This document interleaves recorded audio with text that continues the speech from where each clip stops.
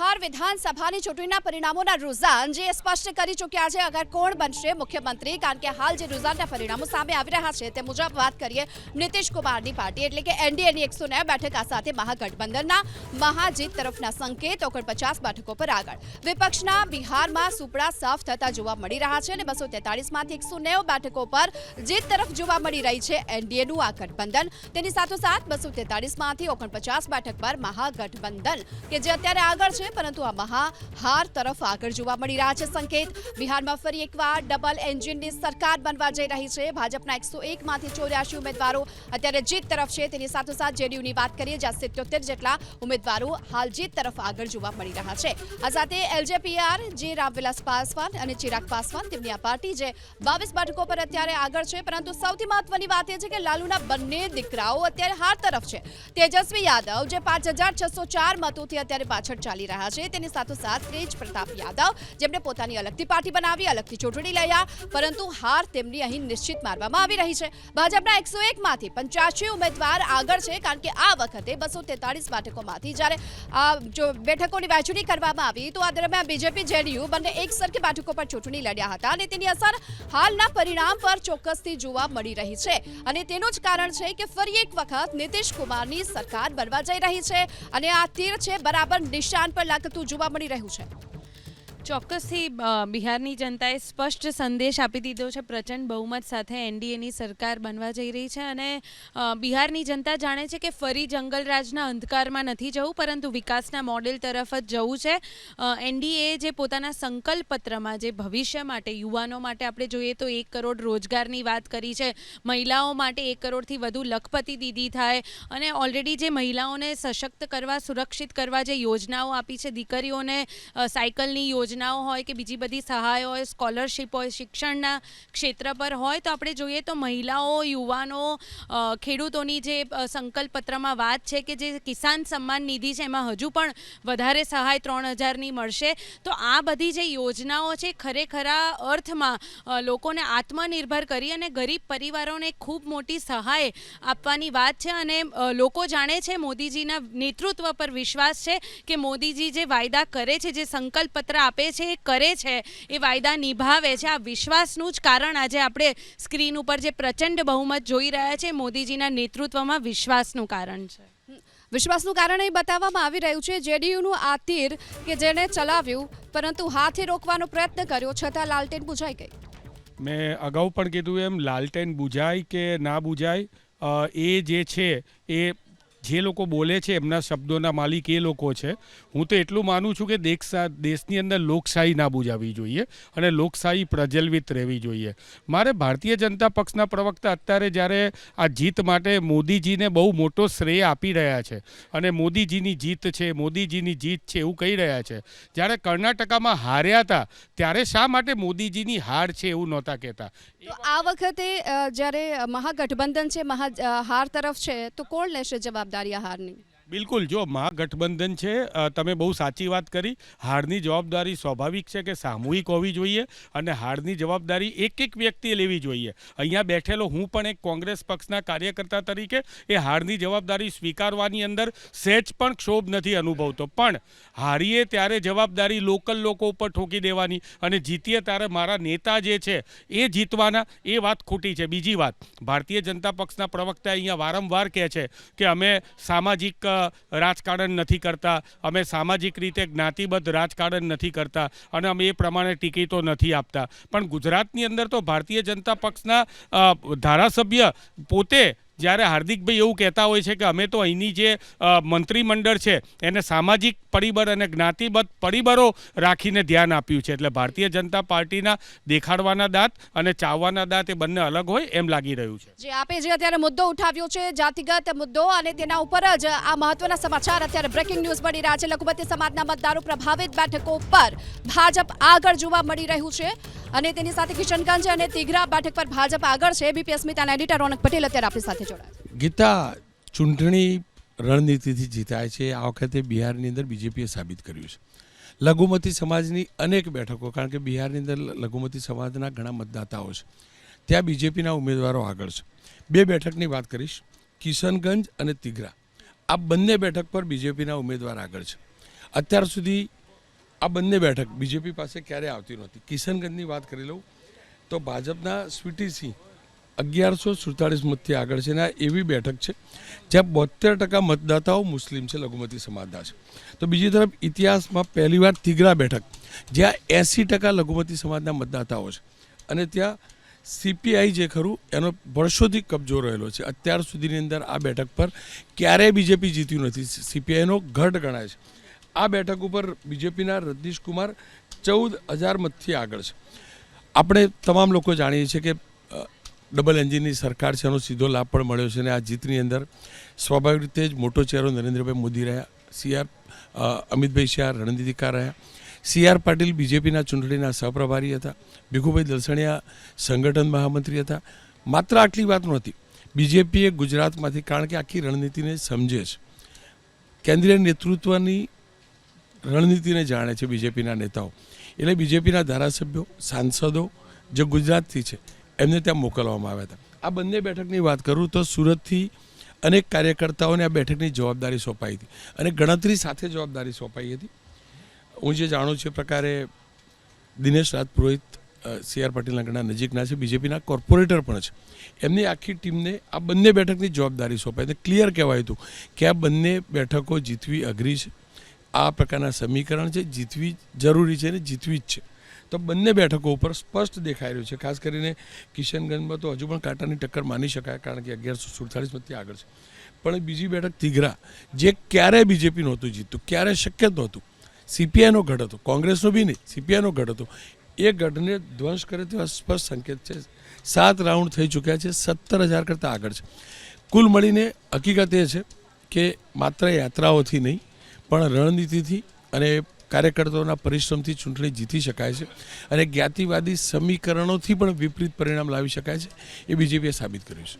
જી, અને પહેલેથી ભાજપની એ સ્ટ્રેટેજી રહી છે કે જે બૂથ લેવલની કામગીરી છે તેના માટે જ તે જાણીતું છે અને એ જ પ્રકારના પરિણામમાં પણ અત્યારે જનકભાઈ જોવા મળી રહ્યું છે. જે પ્રકારે આ જાતિગત વિષયોની જે વાત આવે, ટિકિટ વહેંચણી તેને લઈને એ પ્રકારે કરવામાં આવી. બિહારમાં મુદ્દો જબરજસ્તીથી ઉછળ્યો હતો, પરંતુ છતાં પણ અહીં કેટલીક બેઠકો એવા છે કે જે આ પરિણામ આશ્ચર્યજનક. એટલે રોનકભાઈની વાતને હું આગળ વધારું છું કે ગુજરાતમાંથી બહુ મોટી સંખ્યામાં ભાજપના ધારાસભ્યો, સંસદ સભ્યો અને કાર્યકર્તા અને આગેવાનો બહુ મોટી સંખ્યામાં ગયા હતા. હું મોટાભાગના ઘણા બધા લોકોના સંપર્કમાં પણ હતો. ભાજપના જે અહીંથી ધારાસભ્યો ગયા છે એને કોઈને ભાજપના ઉમેદવારની સીટ સોંપી જેવું નથી. એને 3 સીટ સોંપી હોય તો એમાં 1 કે 2 ભાજપના હોય, 1 જેડીયુના હોય કે એલજીપીના હોય, આ બધાની સીટો એમને સોંપેલી હતી જે ઉમેદવાર એટલા બીજા પક્ષના હોય. એમ છતાં પણ એમણે 3 બેઠકો કે 4 બેઠકો ઉપર એક સરખી રીતે કામ કર્યું છે અને બધાને જીતાડવા માટે પ્રયત્નો કર્યા છે. ત્યાં એણે એનડીએ જોયું છે, પાર્ટી નથી જોઈ અને એને કારણે જે બળ મળવું જે બૂથ ઉપરનું એ ભાજપના અહીંથી ગયેલા અનુભવી લોકોએ પૂરેપૂરું મહેનત કરી છે. મને એક નેતા એવું પણ કીધું કે મારા વિસ્તારમાં એક બેઠક એવી છે કે ત્યાં 65% મુસ્લિમો જે છે, છતાં પણ મારે બધું ભેગું કરીને એ બેઠક જીતાડવાની છે. આ પ્રયત્નો જે અહીંથી ગયા છે બધા નેતાઓએ કર્યા છે. એટલે ભાજપમાં જે બૂથ લેવલનું આયોજન છે, માઇક્રો લેવલનું આયોજન છે, એ બધા અને સંકલન છે, એને કારણે એ રિઝલ્ટ આવી શકે છે. કોંગ્રેસના અહીંથી કોઈ પણ નેતા ગયા નથી. કોંગ્રેસને જે કંઈ ખામી છે એ સંગઠનની છે, એને કારણે એ પરિણામ નથી લાવી શકતું. તો વારંવાર એ સવાલ ઉઠી રહ્યા છે કે આખરે કોંગ્રેસનું આ પ્રકારની હાર કેમ ત્યાં થઈ રહી છે અને કેમ આ પ્રકારનું નબળું જે પ્રદર્શન જોવા મળી રહ્યું છે. સવાલ રાહુલ ગાંધી પર ઉઠી રહ્યા છે. આ સાથોસાથ શું અહીંથી પણ ગુજરાતથી પણ કોંગ્રેસના નેતાઓને ત્યાં નહોતા મોકલવામાં આવ્યા? શું કારણ શું? તમારો સવાલ વ્યાજબી હોઈ શકે, परंतु भारतीय राष्ट्रीय कांग्रेस ना एक सैनिक तरीके योद्धा का धर्म होता है खून के आखिरी कतरे तक लड़ना. ज्यां सुधी बपोरना 2 नहीं वागे अने हाफ ऑफ दी काउंटिंग पूरू नहीं थाय ત્યાં સુધી ભારતીય રાષ્ટ્રીય કોંગ્રેસનો કોઈ પણ કાર્યકર્તા વિનમ્રતાથી હાર નહીં સ્વીકારે. પરંતુ 2 વાગ્યા પછી પણ જો આ ટ્રેન કન્ટિન્યુ રહે છે તો હું હાથ જોડીને એબીપીના માધ્યમથી હાર સ્વીકારી લઈશ, નૈતિકતાથી સ્વીકારીશ. એ વાત સાચી છે. સાથે સાથે એ વાત પણ સ્પષ્ટ કરવા માગું છું કે ભાજપના પ્રવક્તા એવું બોલ્યા કે હજી સુધી કોંગ્રેસ ઈવીએમને વચ્ચે કેમ નથી લાવ્યું. તો એમની ઈચ્છા હું પૂરી કરી દઉં. ઈવીએમને વચ્ચે લાવીને સમસ્તીપુર વિધાનસભાની ચૂંટણી પતી એના પછી તમને ખબર છે કે ત્યાં આ એબીપીના કેમેરાએ બતાવેલા છે આ વીવીપેટની રિસિપ્ટ ત્યાં રોડ ઉપર જોવા મળી. ભારત દેશના ઇતિહાસમાં જ્યારથી વીવીપેટ આવ્યું છે ત્યાર ચૂંટણી આયોગે તો એવું પણ કીધું હતું કે જે આ સમસ્તીપુરમાં વીવીપેટની જે પરચીઓ મળી છે એ તમામ પરચીઓ મોકપોલની હતી. હા, તો પછી જે ત્યાંના પોલિંગ ઓફિસર અને એજન્ટો હતા એને સસ્પેન્ડ કેમ કર્યા ભાઈ? જો ચૂંટણી આયોગ સાચું છે કે આ તો ખાલી પેલા ડમી, એટલે ચૂંટણી આયોગની વાત સાથે આપ સંમત નથી? ચૂંટણી આયોગની વાત સાથે તો કોઈ નાનું બાળક પણ સંમત નથી. એ લોકો પણ એવું કે છે વોટ ચોર ગાદી છોડ, એટલે વિષય એ નથી. અચ્છા, આપ ચૂંટણી પંચ ઉપર જે સવાલ ઉઠાવી રહ્યા છે, રાજકીય વિશ્લેષક પણ આપણી સાથે છે, આપે આ તમામ ચર્ચા સાંભળી, આપનો મત? देखिए मैं तो खुद बिहार से भी आता हूँ. बिहार में माइग्रेशन दो टाइप के हैं. एक माइग्रेशन जंगल राज से डर के 90 से 2005 तक का जो जंगल राज था उससे डर के जो माइग्रेशन हुआ था, और दूसरा माइग्रेशन बेरोजगारी के चलते जो होता है. तो अभी नीतीश कुमार के 10 साल, पिछले 10 साल से जो उनका 2005 के बाद से जो सुशासन था, उसके बाद लोगों का विश्वास थोड़ा होना चालू हुआ था, और वो माइग्रेशन जो जंगल राज से डर के हुआ था वो धीरे धीरे अब बिहार में अपना विश्वास जताने लगे थे, और वापस जाने के लिए अपने बच्चों को ये बताने लगे थे कि यहाँ पे भी हम लोग कुछ कर सकते हैं या अपने को जाना चाहिए. पिछले 1-1.5 सालों में जो भी लॉ एंड ऑर्डर या इसका जो हालत वहाँ हुआ है, फिर से कई मर्डर और फिरौती ये सब हुए हैं, इसके बावजूद भी आज जो मैंडेट दिख रहा है केंद्र सरकार और राज्य सरकार नीतीश कुमार के सुशासन पे, वो सिर्फ पीछे के कार्यों पे नहीं, आगे की आशा के लिए भी दिख रहा है कि ये दोनों, केंद्र सरकार और राज्य सरकार दोनों की जिम्मेदारी बनती है कि जो मूलभूत समस्याएं हैं, आज भी बिहार की जो प्रति व्यक्ति आय है वो केंद्र से 1/3 है. आज 20 सालों से लगातार केंद्र सरकार और राज्य सरकार दोनों एक होते हुए भी अगर किसी राज्य की ये स्थिति होती है तो उस आशा के साथ ये वोटिंग हुई है.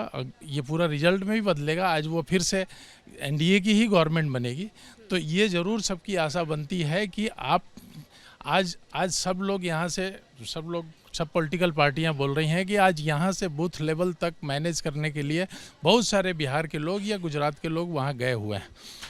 इसी को वहाँ के विकास से भी अगर जोड़ के देखा जाए कि गुजरात मॉडल की ही चीज़ें बिहार में अब की जाएं, जो वहाँ के मूलभूत समस्याओं का वो निवारण हो सके, इन सब चीज़ों को लेके ये मतदान हुआ है. और आप जहाँ दूसरों की कांग्रेस और आरजेडी की बात कर रही हैं, तो वो बिल्कुल ही वहाँ के स्थानीय मुद्दों पे उन्होंने इलेक्शन नहीं लड़ा है. वो हमेशा ही जातिगत राजनीति या केंद्र सरकार को नीचा दिखाने की राजनीति पे काम करते हुए, इसलिए शायद उनके ये हुआ है, उनका परिणाम ये है. बट मैं तो अगर ये पूरी की पूरी परिणाम जो है वो होती है, तो मैं यही समझता हूँ कि ये आशा वाली वोटिंग है, जो केंद्र सरकार और नीतीश कुमार के सुशासन पे आशा बताया कि आगे आने वाले दिनों में हम बिहार वासियों का जो है. એટલે કે નીતિશ કુમાર છે ગુડ ગવર્નન્સ માટે પણ એટલા જ જાણીતા છે, જે પ્રકારે તેમણે સત્તા સંભાળી ત્યારથી, અને વારંવાર નરેન્દ્ર મોદી કહી રહ્યા છે ડબલ એન્જિનની સરકાર, અને એના ઉપર વિશ્વાસ ના બિલકુલ છે ને. બીજો એક મહત્ત્વનો મુદ્દો ત્યાં એ હતો કે બિહાર વર્સિસ ગુજરાત કરવાની કોશિશ પણ ત્યાં આગળ બહુ થઈ, કે બધા સંસાધનો બધું જ છે ગુજરાતની અંદર તમે જુઓ તો વિકાસ વધારે થયો છે, ને આપણા બિહાર છે અને લેબર સ્ટેટ તરીકે ત્યાં આગળ ખાલી મજૂરી કરવા માટે જવું પડે છે. આ એક મુદ્દો ત્યાં આગળ ઊભો કર્યો હતો. પણ એની અંદર ભારતીય જનતા પાર્ટીએ સ્માર્ટલી એવું કર્યું કે જે લોકો ગુજરાતની અંદર આવી અને એમનું કામ કરતા હતા અને રોજગારી મેળવતા હતા, એવા લોકોના માધ્યમથી ત્યાં આગળ એક પ્રચાર ઝુંબેશ શરૂ કરી, અને એમણે ગુજરાત એ આજથી 30 વર્ષ પહેલાં કેવું હતું ને હવે 30 વર્ષ પછી કેવું છે એની એક કમ્પેરિઝન ત્યાં આગળ મૂકવાની શરૂ કરીને એમણે એમ કીધું કે હવે એ જ રસ્તા ઉપર અમે બિહારને અત્યારે 15 વર્ષ અમે જે છે એ પાછળનું જે જંગલ રાજ હતું એને સુધારવામાં અમે લગાડ્યા છે.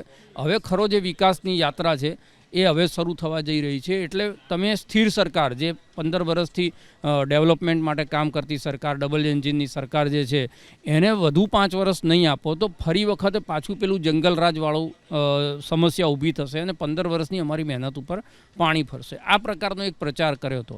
આમાં કેવું છે કે મુદ્દાઓ બધા જ પક્ષ પોતપોતાના મૂકે. આખરે જનતાને કન્વિન્સ કરવામાં કોણ સફળ થયું છે એ સૌથી મોટી વાત છે.